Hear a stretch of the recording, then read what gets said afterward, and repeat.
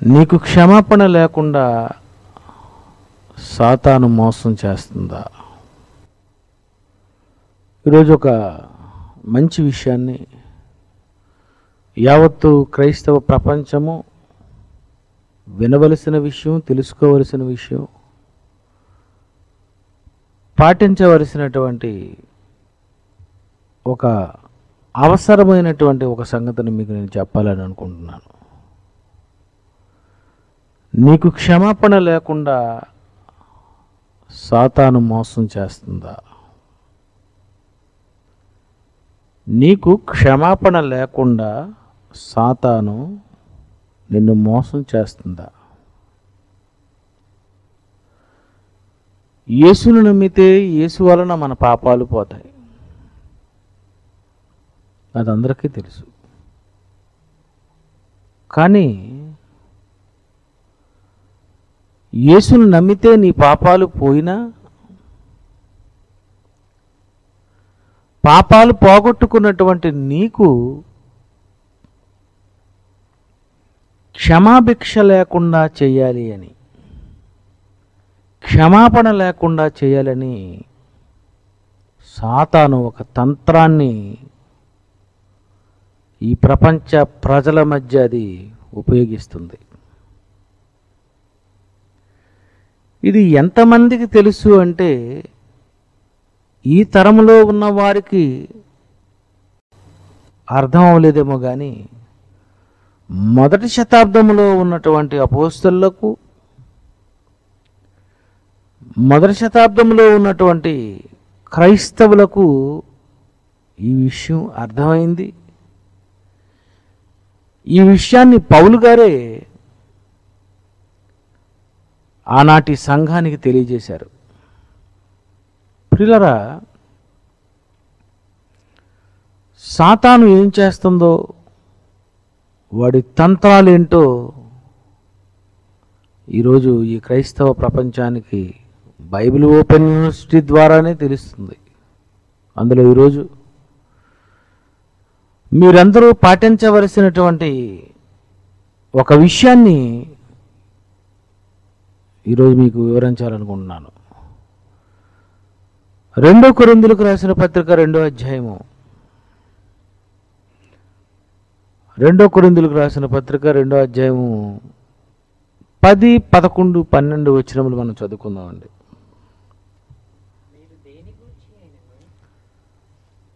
2 కొరింథీయులకు రాసిన పత్రిక 2వ అధ్యాయము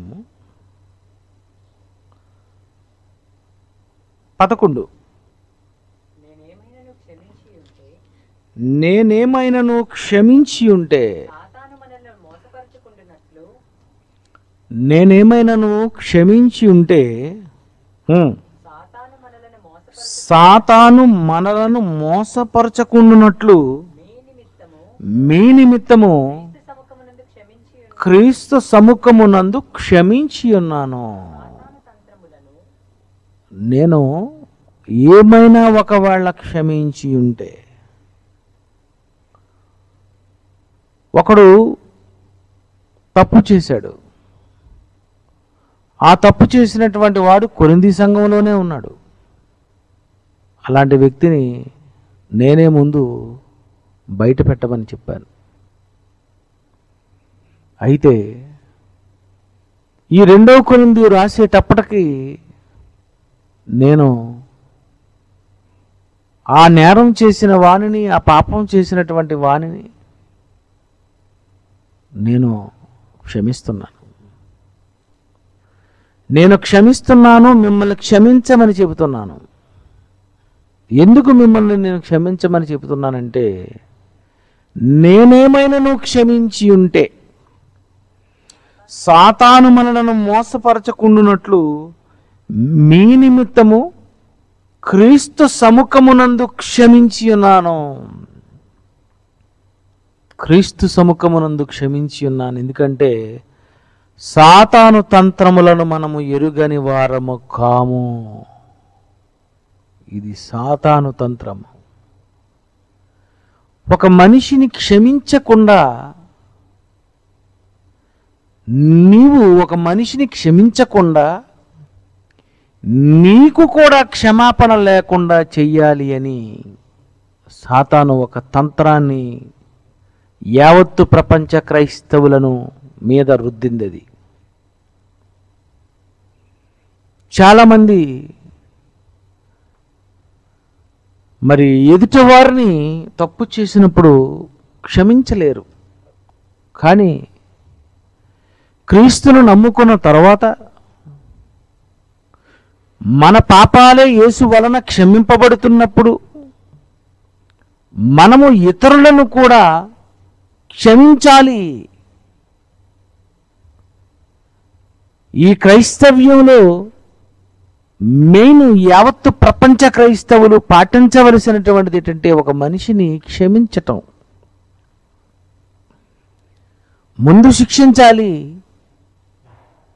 అలాగే కదండి. ఒక అతనిని ఈ కొరింథీ 1 అధ్యాయము 5వ అధ్యాయము 5వ వచనంలో అతని గురించి వ్రాయబడింది. 1 కొరింథీయులకు రాసిన పత్రిక 5వ అధ్యాయము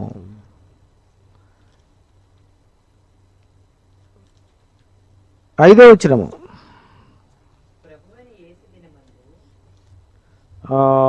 ఒకటి చదువుదామండి. మీలో జారత్వం ఉన్నదని వదంతి కలదు. మీలో ఒకడు తన తండ్రి భార్యను ఉంచుకున్నాడట. అట్టి జారత్వము అన్ని జనులలోనైనను జరగదు. ఇట్లుండి మీరు పొంగుచున్నారే గాని మీరెంత మాత్రమును దుఃఖపడి ఇలాంటి కార్యము చేసిన వానిని మీలో నుండి వెలివేసిన వారు కారు. మీరేం చేస్తారంటే 4వ వచనం, ప్రభువైన యేసు దినమున వాని ఆత్మ శిక్షింపబడినట్లు అని చదువుకోండి. ఎందుకంటే రక్షింపబడినట్లు కాదు, అది శిక్షింపబడినట్లు శరీరేచ్ఛలు నశించుటకై మన ప్రభువైన యేసుక్రీస్తు నామమున మీరును నా ఆత్మయు మన ప్రభువైన యేసుక్రీస్తు బలముతో కూడి వచ్చినప్పుడు అట్టి వానిని సాతానుకు అప్పగింపవలెను. వీడిని సాతానుకి మీరు అప్పగించండి, ఇలా తప్పు చేశాడు కదా అని ప్రారంభించి 1 కొరింథీ 5వ అధ్యాయంలో 2 కొరింథీ 2వ అధ్యాయముకి వచ్చేసరికి పౌలు గారు అంటున్నారు, మనం అతన్ని వెలివేశాం కదా, మనం అతన్ని దూరం చేశాం కదా. ఒకవేళ అతడు సంఘానికి దూరమై క్షమాపణ లేక నరకానికి పోతాడేమో. ఇలాంటి వ్యక్తిని మనం ఏం చేయాలంటే సాతాను తంత్రములో మనం పడిపోకుండా, సాతాను మనలను మోసపుచ్చుకోకుండా అలాంటి వారిని మనం క్షమించాలి. కొద్ది కాలం శిక్షించాం, ఇలాంటి తప్పు చేసిన వారిని ప్రక్కన పెట్టాం, మళ్ళీ అలాంటి వ్యక్తిని మనం క్షమించాలి. అంటే ప్రియులారా, ఎందుకు క్షమించమని పౌలు గారు ఈ వాక్యాన్ని రాస్తున్నారు? నేరం చేసిన వ్యక్తులను మనం ఎందుకు క్షమించాలి? ఎందుకు క్షమించాలంటే యేసు బోధనలలో అపోస్తలులు నేర్చుకున్నటువంటి ప్రాథమికమైనటువంటి క్రైస్తవులు నేర్చుకోవలసినటువంటి బోధను మొదటి శతాబ్దంలో అపోస్తలుల బోధలో ప్రారంభ సంఘానికి నేర్పించారు. ఏమని నేర్పించారు, యేసు దగ్గర ఏమని నేర్చుకున్నారు అని మనం ఒకసారి బైబిల్ని పరిశీలిస్తే మత్తయి సువార్త 6వ అధ్యాయము 12వ వచనం మనం చదువుకుందామండి. మా రుణస్థులను మేము క్షమించి ఉన్న ప్రకారము మా రుణములు క్షమించుము. మా రుణస్థులను క్షమించి ఉన్న ప్రకారము మా రుణములు క్షమించు. యేసు నేర్పించిన ప్రార్థన. మా రుణస్థులను మేము క్షమించాలి. అప్పుడే మా రుణాలను కూడా క్షమించు.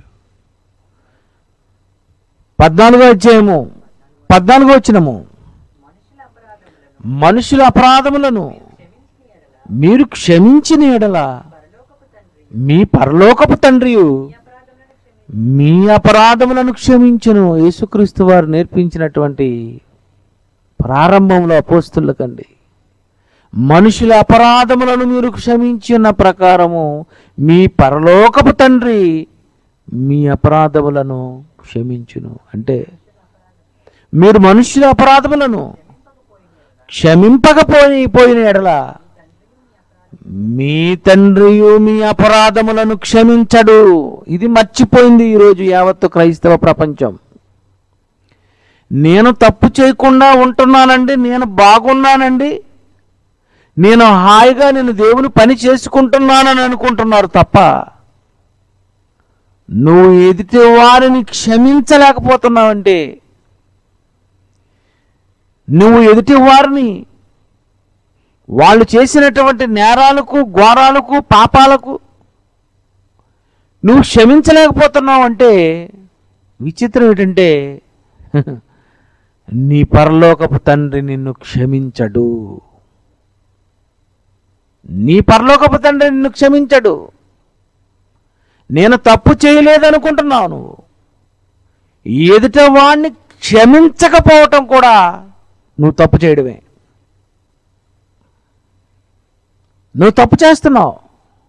ఎదుటివాడిని క్షమించలేదంటే దేవుడు అంటున్నాడు, మీ అపరాధములు కూడా తండ్రి క్షమింపడు. ఇది నమ్మాలంటారా? ఇది నిజమే అంటారా? యేసు చెప్పింది పక్కా నిజమండి.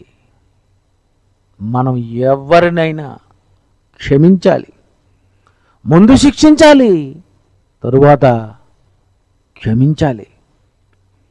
పౌలు గారు ముందు శిక్షించమన్నారు, ఆ తర్వాత సాతాను మనను మోసపుచ్చుకొనకుండునట్లు నువ్వు క్షమించలేదంటే నిన్ను సాతాను మోసం చేస్తుంది. ఈ మోసంలో నువ్వు గాని క్షమించకుండా చనిపోయావనుకో, నీకు మళ్ళీ పాప క్షమాపణ లేదు. చూడండి, యేసు రక్తము ద్వారా నా పాపాలు పోతున్నాయని నువ్వు అనుకుంటున్నావు. యేసు నా రక్తము నన్ను కడుగుతుంది అని నువ్వు అనుకుంటున్నావు. క్షమించకపోతే దేవుడు నిన్ను క్షమించడు.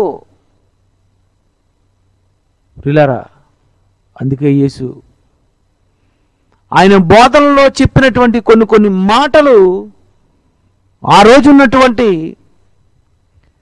ప్రారంభ క్రైస్తవ సంఘానికి యేసుక్రీస్తు వారు తర్వాత శిష్యులు నేర్పించారు. మీరు ఎదుటి వారిని క్షమించాలి. మిమ్మల్ని హింసించే వారి కొరకు, మిమ్మల్ని హింసిస్తున్నారనుకో, మిమ్మల్ని కొడుతున్నారనుకో, మిమ్మల్ని చంపుతున్నారనుకో, అప్పుడు మీరు ఏం చేయాలో తెలుసా? మీరు చనిపోయేటప్పుడు ఎదుట వాడి ఎడల క్షమాపణ లేకుండా నువ్వు చనిపోకూడదు. బాగా ఆలోచించాలి. నువ్వు చనిపోయేసరికి నువ్వు ఎవరి మీదైనా కోపము, పగ పెట్టుకొని నువ్వు ఎవరిని క్షమించకుండా ఒకవేళ చనిపోతున్నావు అనుకో, నీ అపరాధాలు నీ మీదే ఉండిపోతాయి. నీ పరలోకపు తండ్రి నిన్ను క్షమించడు. కనుక ఒకవేళ మీరు మళ్ళీ హింసిస్తున్నారనుకో, అప్పుడు మీరు ఏం చెయ్యాలో అంటే, ఈ విషయాన్ని అపోస్తలులు ప్రారంభ సంఘానికి నేర్పిస్తే, ఈ బోధ విని, ఈ మాటలు విని, ఈ మాటలు గైకొన్నటువంటి స్టెఫెను గారు ఏం చేస్తున్నారు? అపోస్తలుల కార్యాలు 7వ అధ్యాయము 60వ వచనం జాగ్రత్తగా చూడండి. అపోస్తలుల కార్యములు 7వ అధ్యాయము 60వ వచనము, అతడు మోకాళ్ళుని, ప్రభువా వారి మీద ఈ పాపము మోపకుమని గొప్ప శబ్దముతో పలికను, ఈ మాట పలికి నిద్రించెను. స్టెఫెను ఆయన చంపుతుండేటప్పుడు దేవా నన్ను ఎలా చంపుతున్నారో చూస్తున్నారు కదా, ఎలా కొడుతున్నారో చూస్తున్నారు కదా, నన్ను ఎలా శిక్షిస్తున్నారో చూస్తున్నారు కదా, నేను మీ గురించే కదా బోధ చేస్తున్నాను, నన్ను మీరు చూస్తున్నారు కదా, దేవా నేనే తప్పు చేయలేదు అని ఉంటే బాగుండండి. కానీ అలాగండం లేదు. ఆయన హింసిస్తున్నాడు, ఎంతోమంది హింసిస్తున్నారు. ఈ హింసించినప్పుడు నేనేం చెయ్యాలంటే యేసు ప్రభు వారు ఏం చెప్పారంటే, మిమ్మును హింసించు వారి కొరకు మీరు ప్రార్థన చెయ్యాలి. ఎవరుందండి? మత్తయి సువార్త 5వ అధ్యాయము 44వ వచనం ఒకసారి చూడండి. నేను మీతో చెప్పున్నదేమనగా, మీ పరలోకపు తండ్రికి మీరు కుమారులై ఉండాలి అనుకోండి. ఇంకా మిమ్మల్ని పిల్లలు అని దేవుడు యాక్సెప్ట్ చేయాలంటే మీ శత్రువులను మీరు ప్రేమించాలి, మిమ్మల్ని హింసించే వారి కొరకు ప్రార్థన చేయుడి. ఈ మాట స్టెఫెనుకి ఎవరు నేర్పించారు? అపోస్తలులు నేర్పించారు. అందుకే స్టెఫెన్ చంపాలనుకునేటప్పుడు అతనికి గుర్తొచ్చినటువంటి మాట ఏంటంటే, నన్ను హింసిస్తున్నారు కనుక, రాళ్లతో కొడుతున్నారు కనుక, అలాంటప్పుడు నేను ఏం చేయాలంటే నేను ప్రార్థన చెయ్యాలి. అపోస్తలుల కార్యాలు 7వ అధ్యాయము 60వ వచనము. అతడు 58 చదువునాను, 57 నుండి చదువు. అప్పుడు పెద్ద కేక వేసి చెవులు మూసుకొని ఏకముగా అతని మీద పడి పట్టణపు వెలుపలికి అతను వెలగొట్టి రాళ్ళు రువ్వి చంపిరి. రాళ్లతో కొడుతున్నాడట, రాళ్లతో కొడుతున్నాడు. ఒక్కసారి లెంపకాయ కొడితేనే నీకు ఎలా ఉంటుంది? మండిపోద్ది. రెండోసారి కొడితే ఎలా ఉంటుంది? మూడోసారి కొడితే ఎలా ఉంటుంది? నాలుగోసారి కొడితే ఎలా ఉంటుంది? రాళ్లతో కొట్టి కొట్టి కొట్టి కొట్టి చంపేస్తే చంపకముందు అతను ఏమని ప్రార్థన చేస్తున్నాడు, అతనికి ఏం అర్థమైందో ఒకసారి మీరు ఆలోచించాలి. క్రైస్తవులుగా ప్రభువును గూర్చి మొర్రపెట్టుచు, యేసు ప్రభువా నా ఆత్మను నువ్వు చేర్చుకో అని స్టెఫెను పలుకుచుండగా వారు అతని రాళ్లతో కొట్టిన ఆత్మను చేర్చుకుంటే రాళ్లతో కొడుతున్నారట. అతడు మోకాళ్ళుని, అబ్బా ఏమండి మోకాళ్ళ ప్రార్థన ఇంతవరకు మనం గదిలో చేయటం, తర్వాత ఆరాధనలో చేయడం మనం చూసాం. కానీ హింసిస్తుండేటప్పుడు కూడా అతడు మోకాళ్ళ మీద ప్రార్థన చేస్తున్నాడంటే వాళ్ళకి ఏమర్థమైందో తెలుసా? నేను క్షమించకుండా చచ్చిపోతే నా పాపాలు నా మీద ఉండిపోతాయి. నన్ను కొడుతున్నటువంటి హింసిస్తున్నటువంటి వారి కొరకు ఒకవేళ నేను పగ తీర్చుకుంటే మనసులో దేవా వీళ్ళను చంపే, వీళ్ళను నరికే అని ఇలాంటి కానీ నేను హృదయంలో అనుకున్న విషయం దేవుడికి తెలిసిపోద్ది. నేను చెప్పిందేటి, మీరు చేస్తున్నదేటి, యేసు చెప్పిందేటి, మీరు చేస్తున్నదేటి. అంటే శిష్యులు ఆనాటి సంఘానికి ఎంత చక్కగా నేర్పించారు ప్రేమతత్వం, శాంతి తత్వం, క్షమించే తత్వం. హింసిస్తున్నా నువ్వు ప్రార్థన చేయాలి ఆ టైముల్లోనని మరి అపోస్తలులు నేర్పించినటువంటి ఈ ప్రార్థన, ఈ వాక్యాలు స్టెఫెను నేర్చుకున్నాడండి. స్టెఫెన్ని చంపుతుంటే, స్టెఫెన్ని రాళ్లతో కొడుతుంటే, ఒక మనిషిని నిలబెట్టి రాళ్లతో కన్ను మీద కొట్టి, తల మీద కొట్టి, చెవుల మీద కొట్టి, వీపు మీద కొట్టి, ఇలా రాళ్లతో కొడుతూ కొడుతూ కొడుతూ కొడుతూ ఎలా ఉంటుందండి? కోపం కదా. క్షమించమని ఎవరంటారండి? ప్రియులారా, క్రైస్తవ్యం అంటే ఇదే. క్రైస్తవుడైనందుకు బాధ అంటే ఇదే. ఇదే బాధ. ఏటి ప్రభు, వాళ్ళు కొడుతుంటే నేను మోకరించి ప్రార్థన చేయాలా? వాళ్ళు రాళ్ళు విసురుతుంటే నేను వాళ్ళ కొరకు నేను ప్రార్థించాలా? శత్రువులను క్షమించమని నేను అడగాల? వీరు ఏమి చేయుచున్నారో వీరు ఎరుగనని యేసు ప్రభు చెప్పినట్టుగా నేను చెయ్యాలా? ప్రియమైన దేవుని పిల్లారా, ఈరోజు క్రైస్తవ్యం ఈరోజు ఎంతమందిని క్షమిస్తుంది చెప్పండి? ఎంతమందిని క్షమిస్తున్నారు? నువ్వు ఎంతమందిని క్షమించావు? ఎంతమంది అండి ఈరోజు క్షమించే వాళ్ళు ఉన్నారు చెప్పండి? పగ తీర్చుకునే వాళ్ళే ఉన్నారు. పగ తీర్చుకునే వాళ్ళే. అప్పుడప్పుడు వాళ్ళ మాటలు మనం వింటూ ఉంటాం. ఏమని? నేను చచ్చినా నిన్ను క్షమించను. అంతే కదండి. నేను చచ్చినా నిన్ను క్షమించను ఫస్ట్ డైలాగు. రెండోది తెలుసా? మరో జన్మ ఉంటే ఆ జన్మలో మళ్ళీ పుట్టి నీ మీద పగ తీర్చుకుంటాను. సినిమా డైలాగ్ ఇది. ప్రియులారా, మనిషి చనిపోయిన తర్వాత మళ్ళీ వచ్చి పగ తీర్చుకుంటాడా? అసలు నువ్వు క్షమించకుండా చచ్చిపోయినందుకే నీకు మరి క్షమాపణ లేదు, ఇంకా నీకు పుట్టుకే లేదు. నువ్వు క్షమించకుండా చనిపోయావనుకో, నీకు క్షమాపణ లేదు.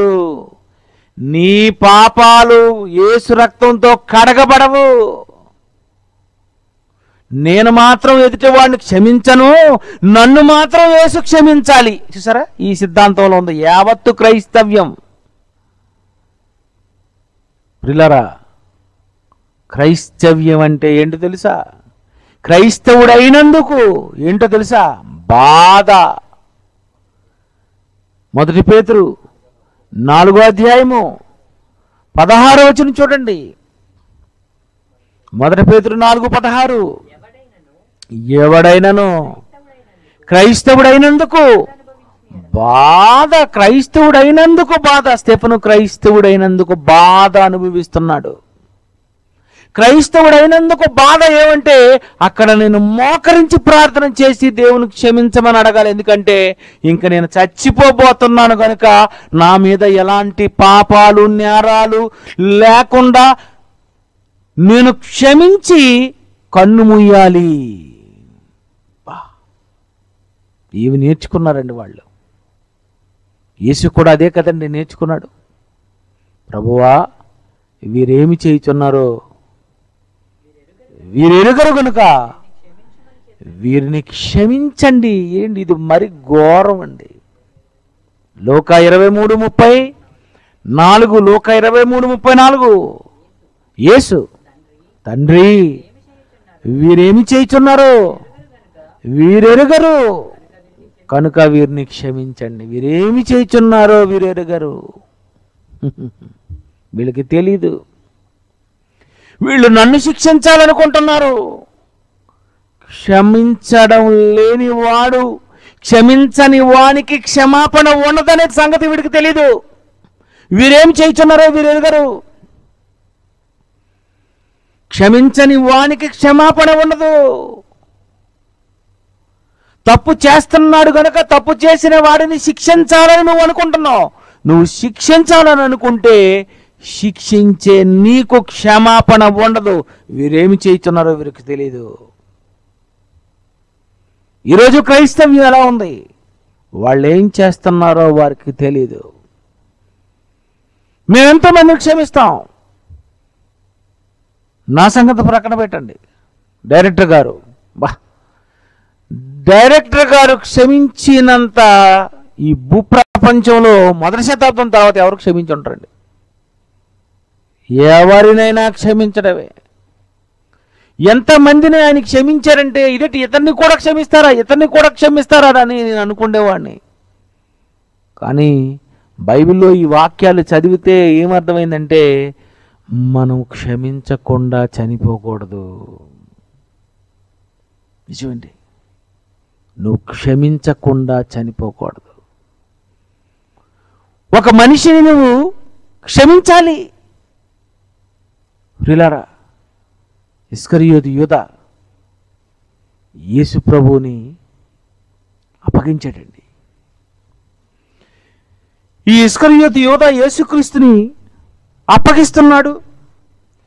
ఇంకా ముద్దు పెట్టేశాడు, వీడింక తీసుకువెళ్ళిపోతాడు, నన్ను వాళ్ళకి అప్పగించేస్తాడు అనుకునేటటువంటి టైముల్లో యేసుక్రీస్తు వారు ఇస్కరియోతు యోధాను చూచి ఉపయోగించినటువంటి ఒక మంచి పదాన్ని మీరు ఒకసారి చూడాలి. మత్తయి సువార్త 26వ అధ్యాయము 50వ వచనం చూడండి. మత్తయి సువార్త 26వ అధ్యాయం 50వ వచనము. యేసు చెలికాడా,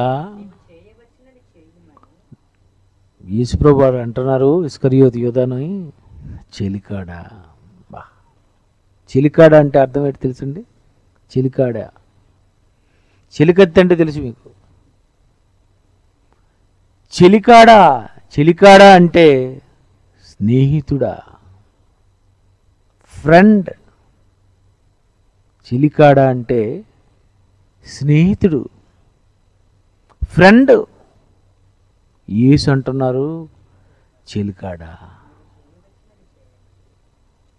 చెలికాడా. ఆ చెలికాడ అన్న పదాన్ని మార్చి ఇప్పుడు చెప్తాను, స్నేహితుడా. అప్పగిస్తున్నటువంటి యోధాని యేసు ప్రభు వారు అంటున్నారు స్నేహితుడా.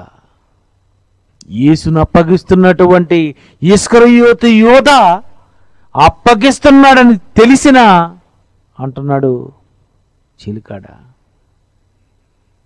నువ్వు నా స్నేహితుడివి. స్నేహితుల కొరకు ఎవరైతే ప్రాణం పెడతారో అతడే నిజమైన స్నేహితుడు. నువ్వు నా స్నేహితుడు, నన్ను అప్పగిస్తున్నా, నువ్వు నాకు స్నేహితుడివు. నువ్వు నన్ను అప్పగిస్తున్నా, నేను నీలాంటి వాళ్ళ కోసమే నేను నా ప్రాణాన్ని ఇవ్వాలనుకుంటున్నాను. అప్పగించే వాడికి ఉపయోగించవలసిన పదం ఇదేనండి. నువ్వేమని ఉపయోగిస్తావు? వాడా, వీడా, మోసగాడు, మాయగాడు, వెళ్ళరా, ఏం చేసుకుంటావో చేసుకో. కానీ యేసుక్రీస్తు వారు అంటున్నారు స్నేహితుడా. ఎందుకంటే స్నేహితుడు ఏం చేస్తాడో యేసుక్రీస్తు వారు చెప్తున్నారు బైబిల్లో. యోహాను సువార్త 15వ అధ్యాయము 13వ వచనం చూడండి. యోహాను సువార్త 15వ అధ్యాయము 13వ వచనము. తన స్నేహితుల కొరకు తన ప్రాణము పెట్టువాని కంటే ఎక్కువైన ప్రేమ గలవాడెవడు? చెలికాడా, నేను మీకోసమే కదా ప్రాణం పెడుతున్నాను. నేను ఎక్కువ ప్రేమిస్తున్నాను, నిన్ను ఎక్కువ ప్రేమిస్తున్నాను, నేను ప్రాణాన్ని ఇస్తున్నాను. స్నేహితుడా, నీకోసమే. నన్ను నువ్వు అప్పగించాలనుకుంటున్నావు, నిన్ను నేను స్నేహితుడు అంటున్నాను. ఏం ఫ్రెండ్ అండి యేసుప్రభుకి. యేసును అప్పగించేవాడు యేసుకు స్నేహితుడా? యేసును అప్పగించేవాడు యేసుకు చెలికాడా? నిన్ను అప్పగించేవాడు నీకు ఫ్రెండా? ఎవరు నీ స్నేహితులు? ఎవరు నిన్ను అప్పగిస్తారో అలాంటి వారినే నువ్వు చెలికాడా అనాలి. ఎవరు నీకు మోసం చేస్తారో అలాంటి వాడిని నువ్వు చెలికాడా అనాలి. చెలికాడా, కెలికాడా? నువ్వు కిలికాడా అంటావు, చెలికాడా అనవు. యేసు ప్రభు అంటున్నారు చెలికాడా.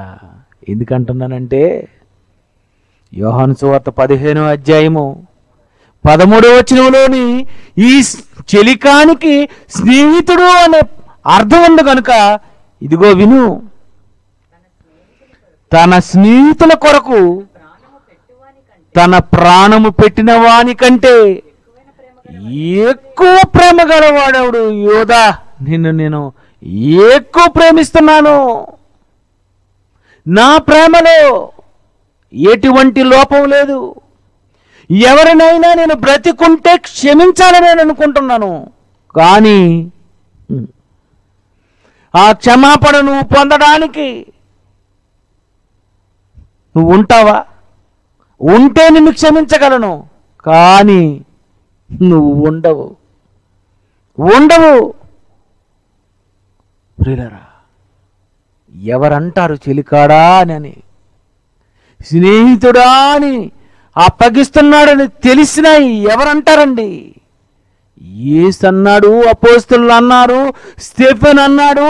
యేసు బోధనలో ప్రారంభ క్రైస్తవులకు ఇవే బోధనలు నేర్పించారు. ఎందుకంటే మా రుణస్తులను క్షమించిన ప్రకారము మా రుణములను క్షమించుము.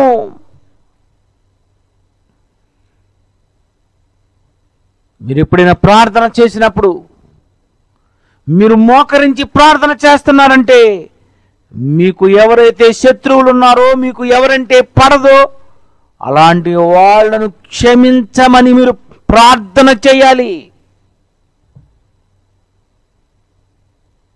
ఈరోజు రాత్రికి ఈ బోధ విన్న తర్వాత మీరు ప్రార్థన చేయాలి. దేవా, నేను పలానా వ్యక్తిని క్షమించలేకపోయాను, పలానా వ్యక్తిని క్షమించలేకపోయాను, పలానా వ్యక్తిని క్షమించలేకపోయాను, పలానా వ్యక్తిని ఎన్నో సంవత్సరాలుగా నా మనసులో పగ పెట్టుకున్నాను కనుక నేను క్షమించలేకపోతున్నాను కనుక అయ్యో నా పాపాలన్నీ కూడా నా మీదే ఉండిపోతాయా, అయితే నా పరలోకపు తండ్రి నన్ను క్షమించడా అని భయపడాలి.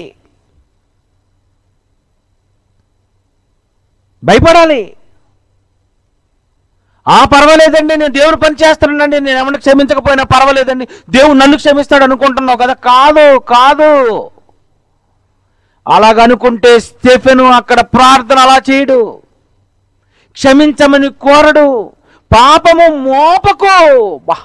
ఏటండి ఆ పదాలు, ఆ పదాలు ఎవరండి వాడతారు? అవన్నీ చాలా కాస్ట్లీ పదాలండి.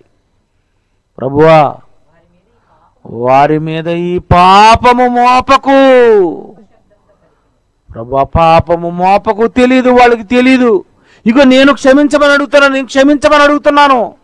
ప్రియులారా, మనల్ని ఎవరైనా చంపాలని వచ్చేసరికి నిజముగా ఆ రోజే నీకు చివరి దినం అని తెలిసిపోతే ఖచ్చితంగా నువ్వు మోకాళ్ళు నీ ప్రార్థన చేయాలి. ఏ రోజుకు ఆ రోజు నువ్వు ప్రార్థన చేస్తూనే ఉండాలి. ప్రభువా, నేను వీరిని క్షమించలేకపోయాను, నన్ను క్షమించండి. ఇగో ఈ రోజు నుండి నేను క్షమించాలనుకుంటున్నాను.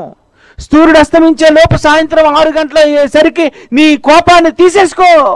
ఎందుకు ఇవన్నీ చెబుతున్నాడంటే నువ్వు ఇలాగే కోపముతో, పాపముతో, పగతో, కక్షతో కానీ ఉండి రాత్రి హార్ట్ అటాక్ వచ్చి నువ్వు చచ్చిపోయావనుకో, మళ్ళీ దేవుడు నిన్ని పాపాలు దేవుడు క్షమించడు. చాలా మందికి తెలియదు ఇది. క్రైస్తవులు కూడా పగ పెట్టుకుంటున్నారు. క్రైస్తవులు కూడా పర్లేదండి అలాంటి వాడిని చంపేయండి అనుకుంటున్నారు. కాదు ప్రియులారా, క్రైస్తవుడైనందుకు తలపోటు, బాధండి, ఇదే బాధ. క్రైస్తవుడైనందుకు, భోజనం లేనందుకు బాధ కాదు. ఒక వ్యక్తిని క్షమించాలా, ఇదేంటి ప్రభువా ఇలాగా మనసు ఒప్పుకోవడం లేదు, అయినా అలాంటి వాడిని కూడా క్షమించాలి అంటే ఎలా ప్రభువా అవుతుంది? వాళ్ళ ముందైతే నేను చెప్పగలనేమో కానీ మనసులో వీడిని నువ్వు ఏం చేస్తావో చేయాలి. ప్రియులారా, నిన్ను దేవుడు క్షమించలేదా? నువ్వెన్ని తప్పులు చేసావని, నువ్వెన్ని నేరాలు చేసావని, నువ్వెన్ని ఘోరాలు చేసావని యేసు నేర్పించినటువంటి ప్రార్థనలు ఇదేనండి. ఆజ్ఞలు గైకొనండి, ఆజ్ఞలు గైకొనాలి. లూకాసు వార్త 7:47 చూడండి. లూకాసు వార్త 7:47 ఆమె విస్తారముగా ప్రేమించెను కనుక ఆమె యొక్క విస్తార పాపములు క్షమింపబడి ఉన్నవి. ఆమె విస్తారముగా ప్రేమించింది. ఆమె స్టెఫెను విస్తారంగా ప్రేమించాడు. అపోస్తలులు విస్తారంగా ప్రేమించారు. మొదటి శతాబ్దంలో ఉన్నవారు విస్తారంగా ప్రేమించారు. నువ్వేం ప్రేమిస్తున్నావు? నువ్వు మేమంటే కొంతమందికి పగ తెలుసా?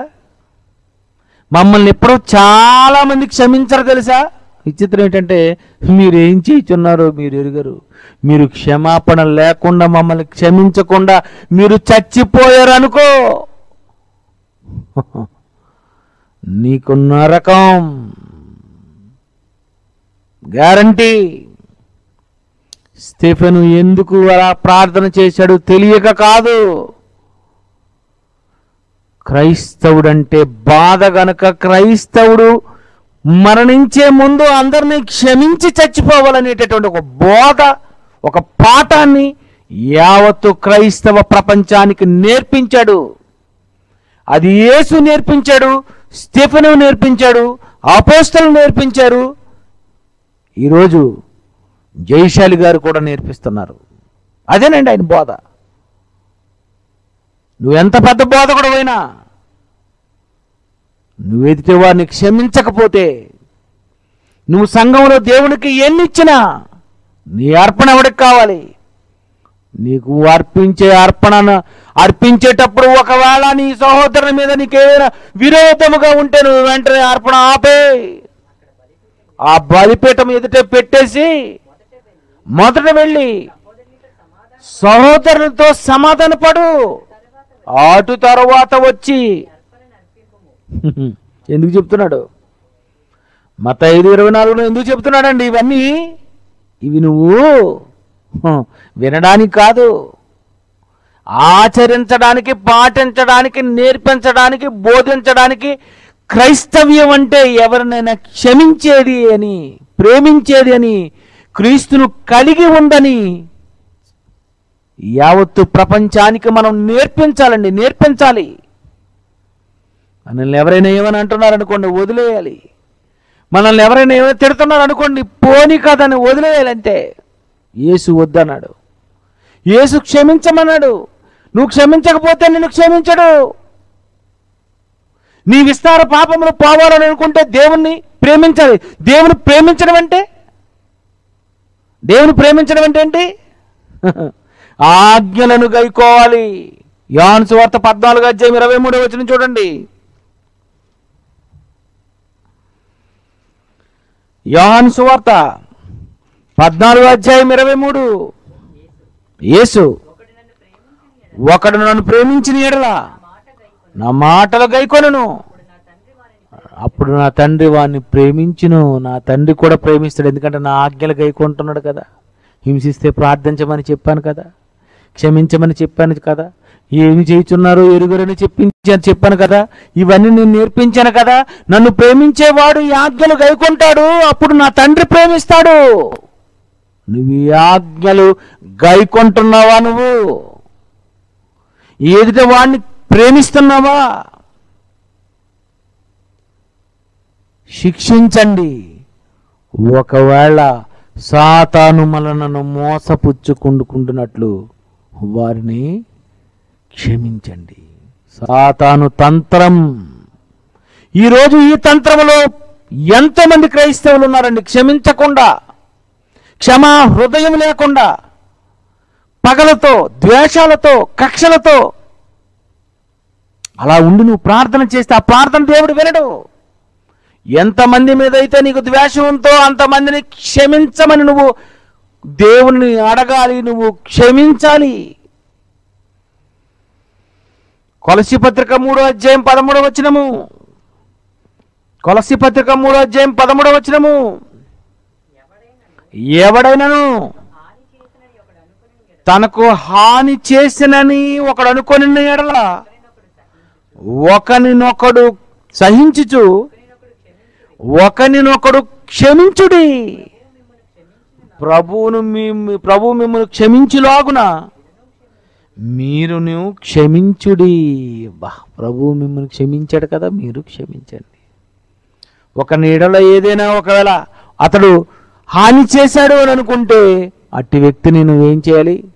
క్షమించాలి. ఇదేటండి బైబిల్. ఏంటి బోధ? ఏంటి బైబిల్లో రాయబడినటువంటి ఇలాంటి లేఖనాలను మనం నెరవేర్చాలా, పాటించాలా, గైకొనాలా? బాధ తప్పదు, క్షమించక తప్పదు, ప్రేమించక తప్పదు, ప్రార్థించక తప్పదు. ఏ ప్రార్థన చేస్తున్నావు? ఉపవాస ప్రార్థన. ఏ ప్రార్థన చేస్తున్నావు? ఏం ప్రార్థన? ప్రేయర్ టవర్ అని పెట్టి ఏం ప్రార్థన? అందరూ అవసరతలు తీర్చమని కాదు చేయవలసిన ప్రార్థన. నీవు ఎవరి ఎడలైనా ఒకవేళ క్షమాపణ లేకుండా ఒకవేళ ఉంటే, అలాంటి వ్యక్తిని నువ్వు ఆ దినమే క్షమించకపోతే, దేవా క్షమిస్తున్నాను అని నువ్వు ప్రార్థించకపోతే, పరలోకపు తండ్రి నిన్ను క్షమించడు. స్టెఫెను నేర్పించినటువంటి పాఠం అండి ఇది. అపోస్తలులు నేర్పించిన సంఘానికి పాఠం అండి. ఈరోజు నువ్వు ఎంతమందిని ప్రేమించావు? ఎంతమందిని క్షమించావు? ప్రియులారా, మా దగ్గర నుండి వెళ్ళిపోయినటువంటి వారిని ఎన్నోసార్లు మేము క్షమించి రండి అని ఆహ్వానించాం. డైరెక్టర్ గారు, నాయన నేను ఒకవేళ మిమ్మల్ని ఏమైనా అన్నా, ఒక తండ్రిగా నేనే అడుగుతున్నాను, రండి మీరు. ఆయన అన్నారండి, రికార్డింగ్ అయి కూడా ఉంది, అన్నారు. మేమన్నాం. ఎందుకన్నారో తెలుసండి? మా ఆజ్ఞలు గైకొనాలి, శత్రువులను ప్రేమించాలి, హింసించే వారి కొరకు ప్రార్థించాలి. బైబిల్ చెప్పింది, ఇవన్నీ నువ్వు పాటించాలి. మార్కు సువార్త 11వ అధ్యాయం 25వ వచనం చూడండి. మార్కు సువార్త 11వ అధ్యాయం 25వ వచనము. మీకు ఒకని మీద విరోధం ఏమైనను కలిగి ఉన్న ఎడల మీరు నిలువబడి ప్రార్థన చేయనప్పుడల్లా వాణ్ణి క్షమించుడు. నువ్వు నిలబడి ప్రార్థన చేస్తున్నావా? విరోధం ఏమైనా ఉందా? అయితే నువ్వు ప్రార్థన చేయాలి. నువ్వు ప్రార్థన చేస్తుండేటప్పుడు మళ్ళీ అతను, అగో పలానా వ్యక్తిని దేవా నేను క్షమిస్తున్నాను, అప్పుడు పరలోకమందున్న నీ తండ్రి నీ పాపములను క్షమించును. మీరు క్షమింపని ఎడల పరలోకపు అందున్న మీ తండ్రియు మీ పాపములను క్షమించడు. చెప్పేస్తున్నాడు దేవుడు. నా తండ్రి క్షమించాలి. ఏం చెప్తున్నాడు? నేను క్షమించిన నా తండ్రి క్షమించాలి. నా తండ్రి క్షమించాలంటే నువ్వు నిలబడినప్పుడల్లా, జ్ఞాపకం వచ్చినప్పుడల్లా నువ్వు ప్రార్థన చేయాలి. ప్రియులారా, చేసావు? ఎప్పుడైనా ఇలాంటి ప్రార్థన చేసావా? ఎప్పుడైనా రాత్రులు ఇలాంటి ప్రార్థన చేస్తున్నావా? భోజనం పెట్టినప్పుడు భోజనం తినడానికి ప్రార్థన, భోజనం చేసినప్పుడు అక్కడ ప్రార్థన చేస్తావు. ఆ భోజనం చేసేటప్పుడు అయ్యో శత్రువులు ఆకలి కొని ఉంటే అతనికి భోజనం పెట్టాలన్నాడు. శత్రువు నేను క్షమించకుండా నేను భోజనం చేసేస్తున్నానని నీకు అక్కడ ఎప్పుడైనా గుర్తొచ్చిందా? నీకెవరు చెప్పలేదు, నీకు ఈ సంగతి తెలీదు. నేను ఎలాగున్నా పర్వాలేదు. కాదు, నువ్వు మోసపోతావు. నువ్వు చనిపోయేసరికి క్షమించకుండా నువ్వు గాని చస్తే నీకు పరలోకమందున్న తండ్రి చేత నీకు క్షమాపణ ఉండదు. తండ్రి ఊరుకోడు. తండ్రి నిన్ను క్షమించాలి. నువ్వు కూడా తప్పు చేసిన వాడివే. నువ్వు ఎవరి పట్ల తప్పు చేసిన వాడే. లోకంలో ఉన్న మనుషులందరూ తప్పు చేసిన వాళ్ళే కనుక మీరు ఒకరు ఏం చేస్తారంటే క్షమించుకోండి. ఎఫ్సి పత్రిక 4వ అధ్యాయం 32వ వచనము. ఎఫ్సి పత్రిక 4వ అధ్యాయము 32వ వచనము. ఒకని ఎడల ఒకడు దయగలిగి కరుణాహృదయులై క్రీస్తునందు దేవుడు మిమ్మును క్షమించి ఉన్న ప్రకారము మీరును ఒకరినొకరు క్షమించుడి. అలా క్షమించుకుంటే ఎవరు విడిపోతారు? అలా క్షమించుకుంటే ఎవరు వేరైపోతారు? అలా క్షమించుకుంటే ఎందుకు గొడవలు అవుతాయి? అలా క్షమించుకుంటే ఒక స్టెఫెనులా నిన్ను చూస్తారు, ఒక యేసులా నిన్ను చూస్తారు, ఒక అపోస్తలులా నిన్ను చూస్తారు, ఒక క్రైస్తవుడుగా నిన్ను చూస్తారు. క్రైస్తవుడు అయినందుకు నువ్వు బాధ అనుభవిస్తున్నారు అని నిన్నంటారు. పిల్లరా, నేను నిజంగా చెప్తున్నాను, మీ ఎవరి పట్లైనా నేను ఒకవేళ తప్పు చేస్తే మిమ్మల్ని క్షమాపణ అడుగుతున్నాను. నన్ను క్షమించండి. నిజమండి, ఎవరి పట్ల నువ్వు తప్పు చేస్తున్నావో వారిని క్షమించమని నువ్వు ప్రార్థన చేయాలి. వారిని అడగాలి, దేవునికి చెప్పాలి. ఎందుకంటే నేను క్షమాపణ లేకుండా సాతాను నన్ను మోసం చేస్తుందేమో, క్షమాపణ లేకుండా నేను చనిపోతానేమో, క్షమించనందుకు క్షమాపణ లేకుండా పోతానేమో. సరే, సాతాను ఎంత మాయ మోసం చేస్తుందో, ఈ మాయలో మోసంలో నువ్వు ఉన్నావా? నన్ను ఎవరు సాతాను శోధించడు, నేనెక్కడ సాతాను కాళ్ళ కింద చితుకు త్రొక్కేస్తాను అనుకుంటున్నావేమో. యేసు రక్తము ద్వారా కడగబడిన ఈ క్రైస్తవ్యానికి మళ్ళీ క్షమాపణ లేకుండా మరొక తంత్రాన్ని అది ప్రవేశపెట్టింది, సహోదరులను క్షమించకపోవటం. ప్రియులారా, తప్పదు, క్షమించక తప్పదు, దేవునికి ప్రార్థించక తప్పదు. నువ్వు ప్రార్థించిన ప్రతిసారి నీకు ప్రసంగం గుర్తు రావాలి. దేవా నన్ను క్షమించండి, దేవా వారిని క్షమించండి, వారు ఏం చేస్తున్నారో వారికి తెలియటం లేదు. ఇదంతా సాతాను తంత్రం, ఇది సాతాను తంత్రం, ఇది అసలు సిసలైన సాతాను తంత్రం. ఈ తంత్రాలు నీకు తెలుసా? పౌలు గారు అంటున్నారు, నేనేమైనా నువ్వు క్షమింపక ఉంటే సాతాను మనను మోసము పుచ్చుకొనకుండునట్లు క్రీస్తు సముఖమునందు నేను అతన్ని క్షమించి ఉన్నాను. ఈ అర్థమైంది బైబిల్. మత్తయి సువార్త 18వ అధ్యాయము 35వ వచనం చూడండి. మత్తయి సువార్త 18వ అధ్యాయం 35వ వచనము, మీలో ప్రతివాడు తన సహోదరుని హృదయపూర్వకముగా క్షమింపని ఎడల నా పరలోకపు తండ్రి ఆ ప్రకారమే మీ పట్ల చేస్తాడు. తండ్రి అయిన దేవుడు చూస్తాడు, తండ్రి యాక్షన్ తీసుకుంటాడు. ఎందుకు ఈ మాటలన్నీ యేసు చెబుతున్నాడంటే నువ్వు ఇలా మోసపోకూడదని, నువ్వు ఎవరిని క్షమించకుండా చావకూడదని, ఎదుటి వారిని నువ్వు కూడా క్షమించాలని హింసిస్తున్నారు అనేసరికి, అయితే నేను ప్రార్థన చేయాలి, వారిని వేడుకోవాలి, ఈ పాపము వారి మీద మోపకూడదు అని. ఏంటండి ఇది? దేవా ఈ పాపము వారి మీద మోపకు.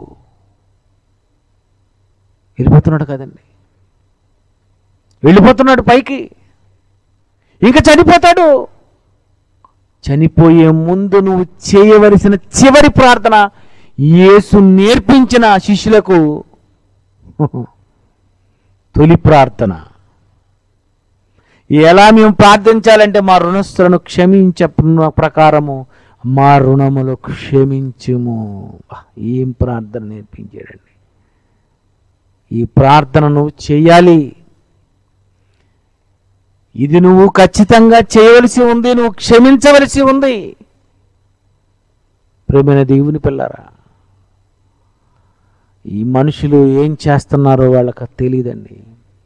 దెయ్యపు మాయలో వీడు ఉగ్రవాది అయిపోయాడు, దెయ్యపు మాయలో వీడు గూండా అయిపోయాడు, దెయ్యపు మాయలో వీడు వ్యభిచారి అయిపోయాడు, దెయ్యపు మాయలో వీడు నరహంతకుడు అయిపోయాడు, దెయ్యపు మాయలోనే వీడు మోసగాడైపోయాడు. మోసం మోసం మోసం, దెయ్యం, అది దెయ్యం, దెయ్యం తంత్రం అది. ప్రియమైన దేవుని పిల్లరా, మీరేం ప్రార్థన చేస్తున్నారు? ఆరోగ్యాల కోసమా?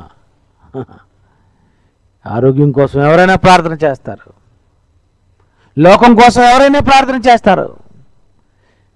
మంచిగా ఉన్నవారు అందరి కొరకు ప్రార్థన చేస్తారు.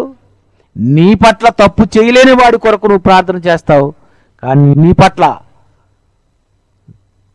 తప్పు చేసే వ్యక్తిని కూడా నువ్వు క్షమించమని దేవుణ్ణి ప్రార్థన చేయాలి. తప్పు చేసేవాడు ప్రార్థన చేయాలి, తప్పు చేయని వాడు కూడా. ఒకవేళ నేను ఎవరి పట్లైనా నేను ఇలా ప్రవర్తించానేమో అని ఒకవేళ మనసులో అనుకున్నానా, నువ్వు చేయి ప్రార్థన. మీ ప్రార్థనలో ఎంతమందిని గుర్తు చేసుకుంటున్నారు? మీ ప్రార్థనలో ఎంతమందిని క్షమించమని ప్రార్థనలో అడుగుతున్నారు? ఒక్క ప్రార్థనలో క్షమించమని నేనెప్పుడు వినలేదు ప్రార్థన. మీరు ఎప్పుడైనా విన్నారో చూడండి. దేవా వీరిని క్షమించండి, వీరిని క్షమించండి, వీరిని క్షమించండి. నువ్వు రోజు చేస్తే ఆ రోజు ప్రార్థనలో ఈ పదం ఉండాలి. ఎందుకంటే మనం క్షమించకుండా మనం క్షమింపబడలేము. క్షమించకుండా మరణిస్తే క్షమాపణ లేక తండ్రి మనల్ని క్షమించక సాతాను మోసములో పడి నువ్వు నరకానికి పోతావు. ఇప్పటికైనా శత్రువులను ప్రేమించండి, ప్రార్థించండి, మనసు హాయిగా ఉంచుకోండి, దేవుని వాక్యం ధ్యానించండి, ఆజ్ఞలు గైకోండి, ప్రేమించండి. ఎవరు ఎక్కువ తప్పులు చేశారో ఆమె ఎక్కువ ప్రేమించింది కనుక ఆమె విస్తార పాపములు క్షమించబడుతున్నాయి. ప్రేమించే వారి పాపాలే క్షమించబడతాయి, క్షమించే వారి పాపాలే క్షమించబడతాయి. కళ్ళు మూసుకోండి.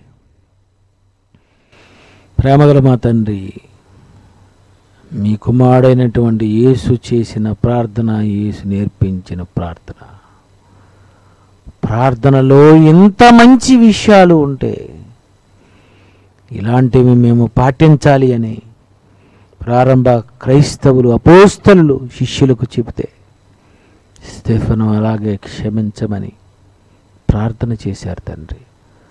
మేము కూడా మా పట్ల ఎవరైనా తప్పు చేసిన మేము వాళ్ళ పట్ల ఎలాంటి నేరాలు చేసినా, ఘోరాలు చేసినా అలాంటి వారిని క్షమించండి నాయన. మమ్మల్ని క్షమిస్తున్నందుకు మీకు వందనాలు. మీ పిల్లలు ప్రేమ కలిగి ఉండాలి అని, మీరు క్షమించిన ప్రకారం మీ పిల్లలు కూడా క్షమిస్తూనే ఉండాలని, ఇలాంటి పిల్లలను చూడాలి, వాళ్ళు అలా ప్రార్థన చేస్తే వినాలి అని మీరు అనుకుంటున్నారు. ఈ వాక్యాలన్నీ చదివితే మాకు ఇదే అర్థమైంది. అవును నాయన, లోకమంతా క్షమాపణలోనికి రావాలి, మీ కుమారుని యేసును నమ్ముకోవాలి. నమ్మిన వారు కూడా వారి పట్ల మరి ద్వేషించినటువంటి వారిని క్షమించాలి. ఇదే క్రైస్తవుడైనందుకు బాధ. మేమెప్పుడు కూడా తండ్రి మీరు చెప్పు మాటల ప్రకారమే మీకు ఇష్టమైనవే మేము చేయగలిగేటట్లు సహాయం చేయమని, మా పట్ల మీరు చూపించిన ప్రేమకు ఇంతవరకు మేము ఒకవేళ తప్పు చేసినా క్షమించకపోయినా మమ్మల్ని మీరు ఈ మాటలతో పురుకొల్పి క్షమించమని అడుగుతున్నాం కనుక మమ్మల్ని క్షమించమని యేసుక్రీస్తు పేరట ఈ ప్రార్థన మీకు సమర్పిస్తున్నాము తండ్రి. నీకివ్వాలనుకున్నాడా పరలోకం, దూతలకెన్నడు లోపరచేలేదు. పరలోకం పొందాలని పోరాటం చేసి దయ్యంగా మారింది ఒక దూత నీ కోసమే.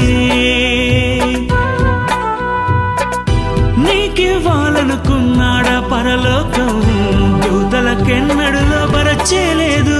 పరలోకం పొందాలని పోరాటం చేసి దయ్యంగా మారింది ఒక దూత నీ కోసమే. పడద్రోయబడెను ఈ భూమిపై, బహుక్రోధంగా వచ్చాడు నీపై.